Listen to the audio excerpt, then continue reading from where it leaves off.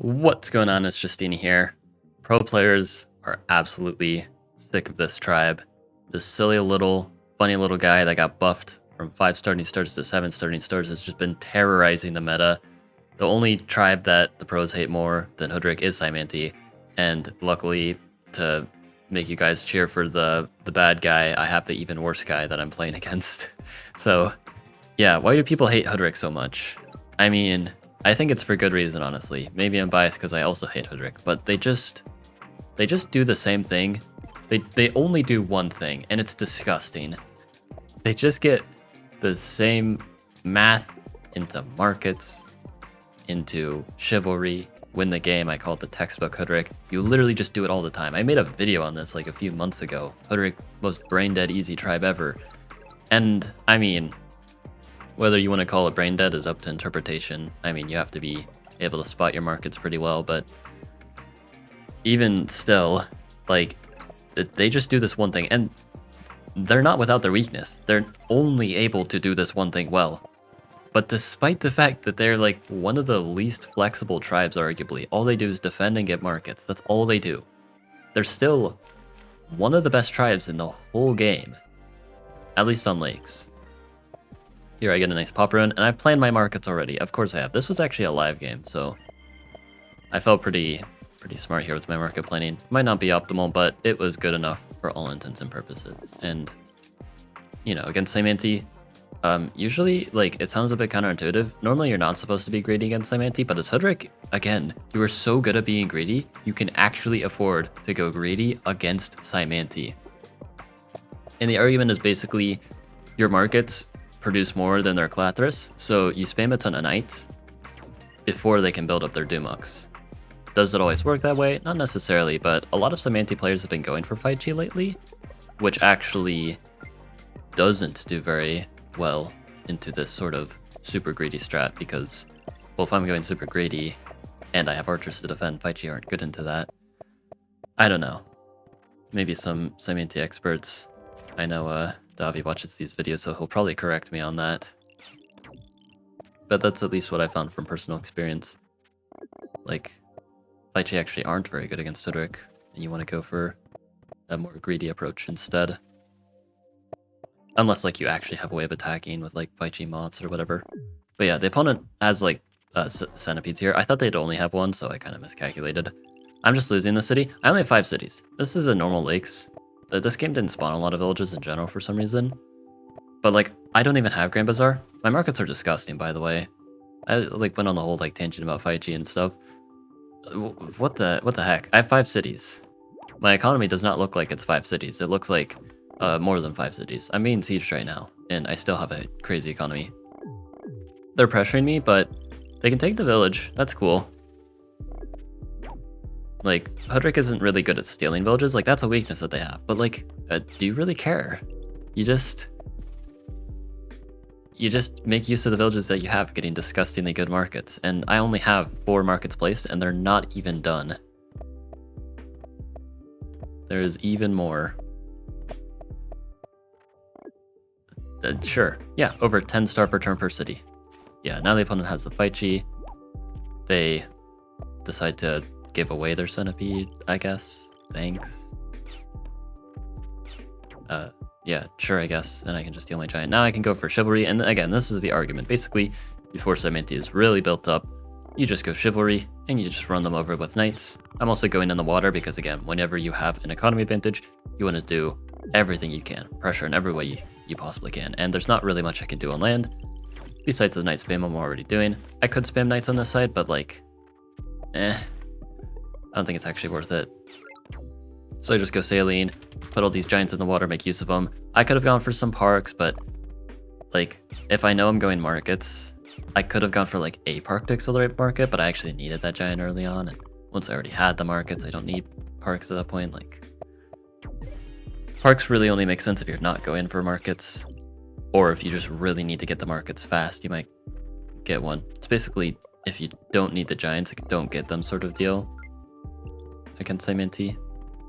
But yeah, I take the city back, and even though they have their Clathrus, my economy is just nuts. I have assembled the Hoodrick flowchart. Look at how many techs I have. Like, am I playing IMO? No, I don't even have philosophy. I just have so much economy from just markets. Like, I think this is really a testament to how unbalanced markets are, especially math markets. Like, you just get math, which already helps you defend your markets with catapults and stuff, and Hoodrick also has archery, which is just an extra bonus, and then you just go into trade. You have the best markets in the game. You know, Hoodrick does one thing, but they do it better than any other tribe. And because the meta is so centered around that one thing, that being markets, and they do it better than everyone else, it makes them arguably the best tribe. The only tribe that competes with Hoodrick, realistically, is Saimanti. Unless we're playing on like a smaller map, then like the turn zeros and IMO. Like, I guess IMO's always there, but I feel like Hoodrick is usually the preferred option. You know, it's a little more degenerate. They go for Mots, you know, because I've been going with these crazy greedy border growths. But yeah, this is just what Hoodrick does. Like, if you want to play the easiest tribe in the game and not have to use your brain, like, I mean, all you have to do is just learn the initial strategies with Hoodrick, and then you just do it every single game. Like, obviously, like, at a high level, there might be exceptions, but, like, unless you're playing at, like, a super high level, you can genuinely do just math markets every single game, and you'll get really good results. They get the Centipede push there, and they destroy, but, nah, it's fine. I'm able to cover the mycelium just to be extra mean. They're just kind of toast again. I just have so much economy. It's just too much for them, so they lose. Anyway, though, I have another game at least, so I'll go ahead and cut to that.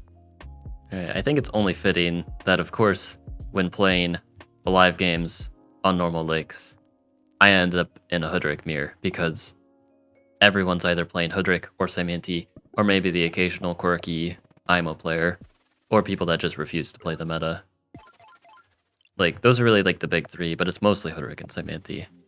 Like, IMO just doesn't have the same sauce. Their mountains make them too inconsistent. Like, they have more high roll potential, but if you want a more consistently, like, disgustingly good tribe, you just go Hoodrick. I'm going for a nice workshop. This one thing with Hoodrick that you kind of have to, like, adapt your playstyle with a little bit, is you tend to go a little more workshop heavy, because you don't care about explorers. You're going archers. You're not going riding early. Just grab your hunting, grab your forestry, grab your math, plan your markets, get the markets, win the game. I go forestry, and you always, this is one thing with Hoodrick that you always want to keep in mind. You want to plan your markets as soon as possible. Like, by the time you have forestry, you should know what forest you want to chop for your markets. And you'll usually want to be fine with going border growth for your markets, so keeping that in mind. And yeah, in this case though, I took this village from them, and I am heavily out-expanding them, which in the mirror matchup, usually expansion is going to be king, because archers, still usually not worth it to go for like riding and stuff. You still want to go like markets, like if you overexpand with that stuff. Just archers alone to deny expansion is usually fine. And then you go math and stuff. You also want to like get your border growth early in the mirror matchup, because like otherwise you will miss out on potential tiles. Like the opponent here, very good border growth on the capital, stealing these tiles before I capture the village. Now I just go math precap, and you guys might be able to see my markets, potentially. I was kind of bad with chopping quick enough. This was a live game. I always tend to be slower to chop there, and I didn't really need the stars, so I just kind of waited. You know, if you don't need the stars, don't chop. But ideally, again, if you know you're gonna chop, it's usually better to just do it, just so like you remember you have the stars, that you can use them, sort of thing. Like it technically doesn't matter, but yeah. But there's some like combat going down here. You know, archer combat is very technical, so that's one like really technical element in the mirror match. I find most mirror matches tend to be highly technical, even when you're using Hoodrick, like literally Hoodrick.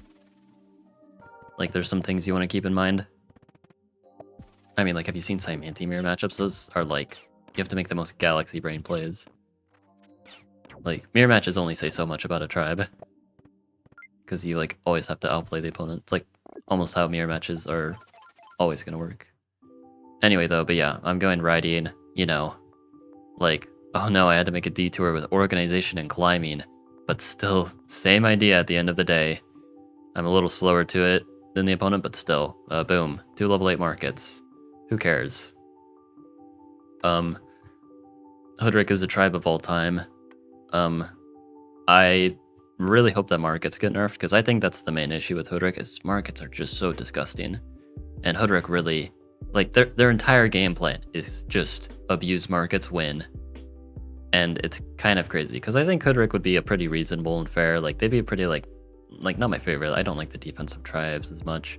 But, like, oh my goodness, markets are so strong. And Hoodrick really shows, like, all you need to win is markets and defense. That's it. No good offense. I mean, archers can be good for offense, but with Hoodrick, rarely so.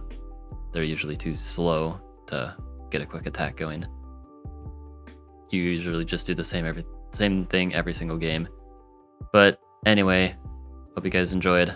Like and sub, and have a good one.